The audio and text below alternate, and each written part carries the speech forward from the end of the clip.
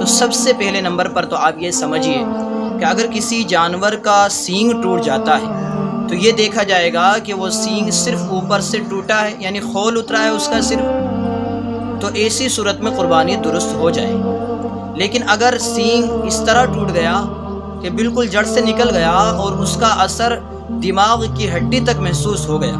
یعنی دماغ کی ہڈی میں سوراخ ہو گیا، تو پھر ایسے جانور کی قربانی درست نہیں ہوگی کہ جس کا سینگ بالکل جڑ سے ٹوٹ جائے اور اس کا اثر دماغ تک محسوس ہو۔ اسی طرح اگر کسی جانور کے سینگ بچپن ہی سے نہ نکلے یا سینگ نکلنے کی جو جگہ ہوتی ہے اس جگہ کو آگ سے جلا دیا گیا ہو جس کی وجہ سے اس جانور کے سینگ نہ نکل سکے، تو ان دونوں جانوروں کی قربانی درست ہو جائے گی۔ اسی طرح دوسرے نمبر پر مسئلہ آتا ہے جانور کے کانوں کا۔ تو اس بارے میں سمجھیے کہ اگر جانور کا کان تھوڑا بہت کٹا ہے تو تھوڑا بہت کٹنے کی وجہ سے کوئی اثر قربانی کے جانور پر نہیں پڑے گا، بلکہ اس کی قربانی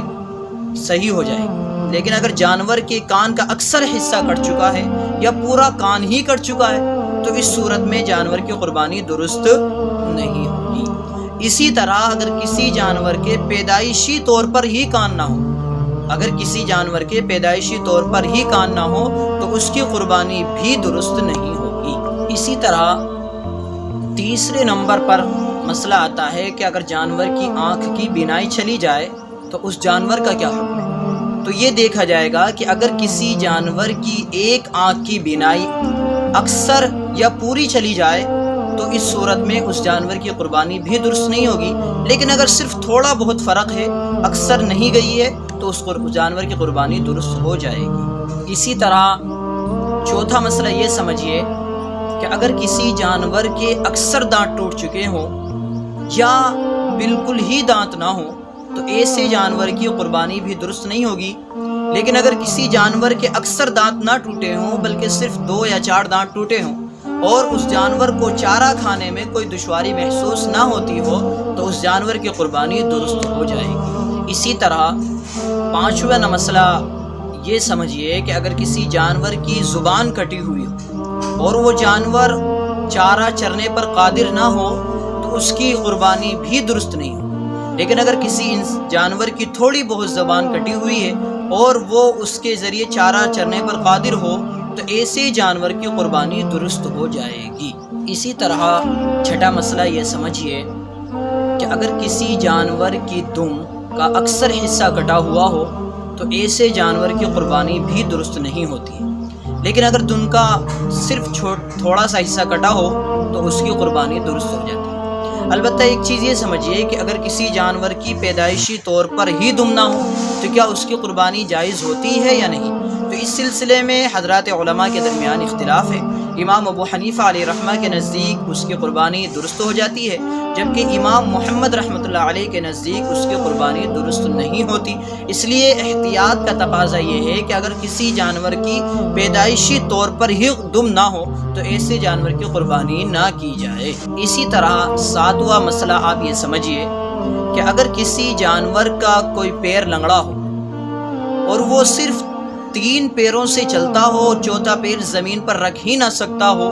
تو ایسے جانور کی قربانی بھی درست نہیں ہوگی۔ لیکن اگر کسی جانور کے پیر میں کوئی تکلیف پہنچ جائے اور وہ لنگڑا کر چلتا ہے لیکن پیر کو زمین پر ٹیکتا ہے اور سہارا لیتا ہے تو ایسے جانور کی قربانی درست ہو جائے گی۔ اسی طرح 8واں مسئلہ یہ سمجھیے کہ کیا تھن کٹے ہوئے جانور کی قربانی درست ہوتی ہے یا نہیں؟ تو اس صورت کو سمجھیے کہ اگر بکری کا ایک تھن بالکل خشک ہو جائے یا ایک تھن کو کاٹ دیا جائے تو ایسی صورت میں بکری کی قربانی درست نہیں ہوگی۔ لیکن اگر بڑا جانور ہے، مثلا گائے ہے یا بھینس ہے، تو یہ دیکھا جائے گا کہ اس کے 2 تھن خشک ہو جائیں یا 2 تھن کو کاٹ دیا جائے تو اس کی قربانی درست نہیں ہوگی۔ لیکن اگر بڑے جانور کا صرف ایک تھن خشک ہو گیا یا صرف ایک تھن کو کاٹ دیا گیا تو ایسے جانور کی قربانی درست ہو جاتی ہے۔ اسی طرح قربانی کے سلسلے میں 9واں مسئلہ یہ سمجھیے کہ آدمی جس جانور کی قربانی کرتا ہے اگر وہ جانور گابن ہے اور اس کی ولادت کا وقت قریب ہے تو ایسے جانور کی قربانی کرنا یہ مکروہ ہوتا ہے، لیکن اگر قربانی کر لی جاتی ہے تو قربانی درست ہو جائے گی۔ اسی طرح قربانی کا 10واں مسئلہ یہ سمجھیے کہ خصی جانور کی قربانی کرنا یہ جائز ہے یا نہیں۔ اس بارے میں اچھی طرح سمجھ لیجئے کہ خصی جانور کی قربانی کرنا یہ صرف مذہب اسلام کے اندر جائز ہی نہیں ہے، بلکہ یہ افضل بھی ہے اور مسنون بھی ہے، اس لیے کہ خصی جانور کا جو گوشت ہوا کرتا ہے وہ خصی جانور کے علاوہ سے اچھا ہوا کرتا ہے، اس لیے خصی جانور کی قربانی کرنا یہ کوئی برائی کی بات نہیں ہے، بلکہ اگر کوئی خصی جانور کی قربانی کرنا چاہتا ہے تو یہ افضل ہے۔ اسی طرح قربانی کا 11واں مسئلہ یہ سمجھیے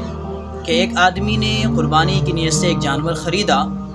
جو خریدتے وقت بالکل صحیح سالم تھا اور اس کے اندر کوئی بھی عیب نہیں تھا، لیکن قربانی کے 1-2 دن پہلے، چند دن پہلے